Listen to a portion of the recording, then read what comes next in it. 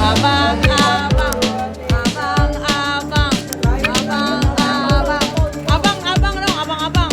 Sheila Allen luar biasa, heboh pertandingan ganda putri Tepok Bulu 2022 berakhir dengan kemenangan Hesti Purwadinata Erika Charlina. Adapun tim lawan ganda putri yakni Raisa dan Anya Geraldine harus mengakui kekalahan dalam 2 set langsung. Diketahui pertandingan Tepok Bulu disiarkan langsung melalui YouTube Vindes pada Minggu 3 Juli 2022. Keempat selebritis ini menjadi laga pembuka pertandingan pada Minggu malam kemarin. Pada game pertama, kemenangan menjadi milik Hesti Erika dengan skor 22-20. Kemudian pada game kedua, Raisa Anya sempat unggul 14-13. Namun karena banyak melakukan kesalahan sendiri, kemenangan kembali direbut oleh pasangan Hesti Erika dengan skor akhir 15-21.